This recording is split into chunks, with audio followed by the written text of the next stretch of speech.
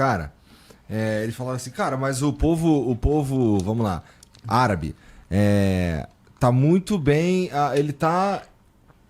ele permeia a sociedade israelense. Foi o que Claro, alguém tem que cozinhar e limpar o banheiro. Alguém tem que fazer isso, né?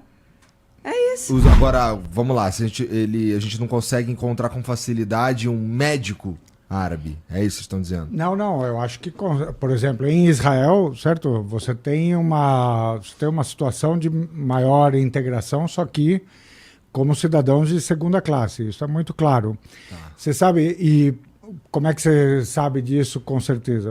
Há alguns anos eles aprovaram uma lei da nação judaica, né? Da identidade nacional, que diz que basicamente todo cidadão deve prestar juramento de lealdade ao caráter judaico do Estado de Israel, sabe?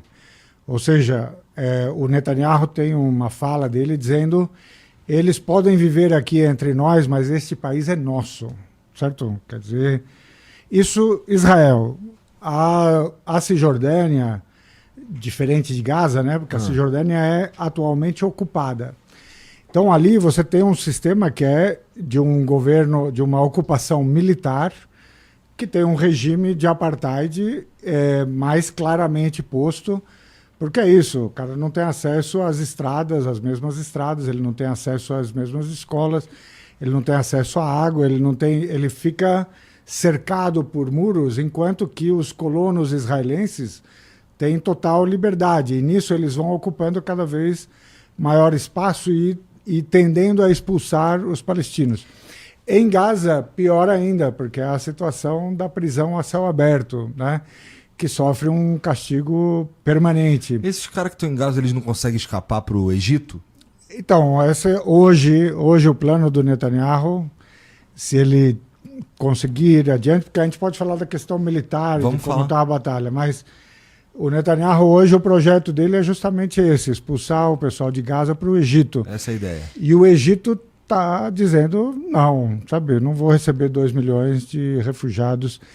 E o medo é que, se ele conseguir expulsar Gaza para o Egito, logo em seguida ele vai querer expulsar a Cisjordânia para a Jordânia, sabe?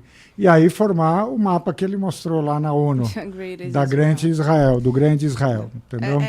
Quando a gente fala sobre essa questão dos direitos, eu vou contar uma história pessoal. Vai. No quintal da minha casa, na Palestina, tem um kibbutz. Então, é um morro, e aí quando você olha para baixo, tem um prédio onde moram colonos israelenses. Já eu explico essa questão dos colonos. Por que a gente chama de colono? Qual é o ponto?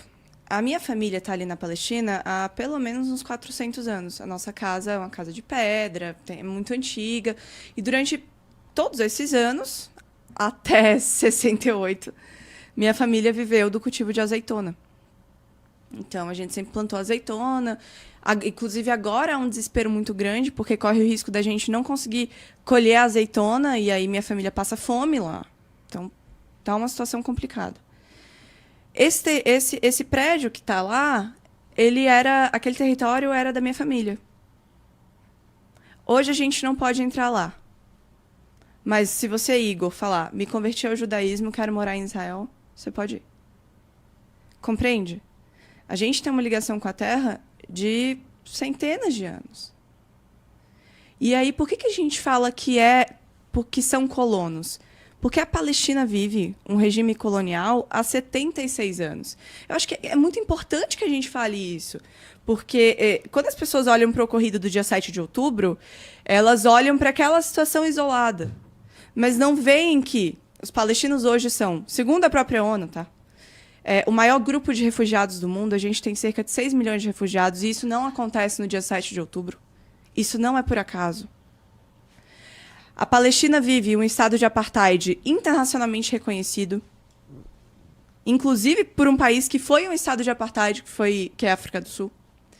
A Palestina vive, hoje, com uma situação terrível de desemprego, a economia caindo, a gente não tem direito à autodeterminação, faz mais de 76 anos que a gente não tem direito a ter exército.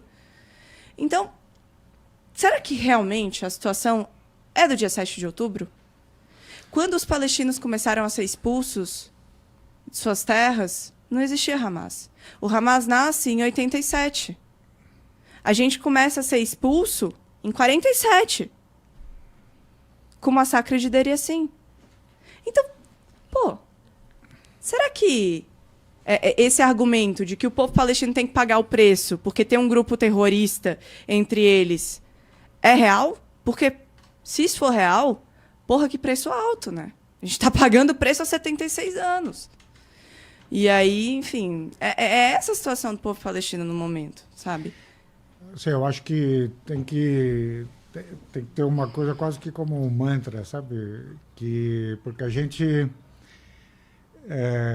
assim, eu até mencionei aqui pro pessoal, eu tenho uma newsletter, né, numa plataforma que chama Substack, que eu chamei de cegueira seletiva.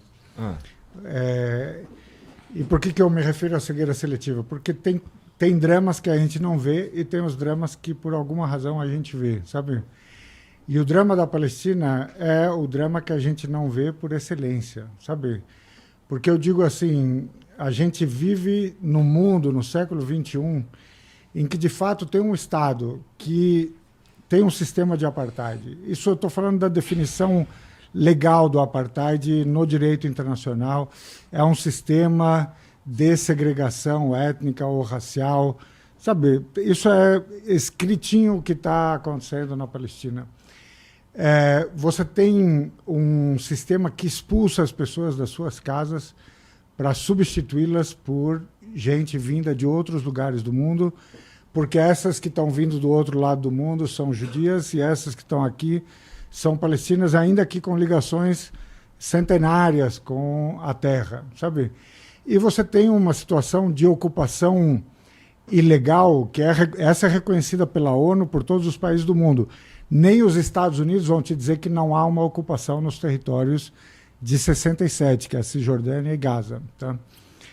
Mas ninguém fala disso, a não ser quando há um ataque do Hamas, entendeu? E que, em princípio, em Israel se exerce o direito de legítima defesa. Os americanos, franceses, alemães estão indo lá, eles não estão dizendo só, olha... Eles estão dizendo que Israel tem praticamente carta branca, porque eles estão colocando tudo isso na conta da legítima defesa. Então, você imagina o desespero dos palestinos que estão contando com o apoio da comunidade internacional, entendeu?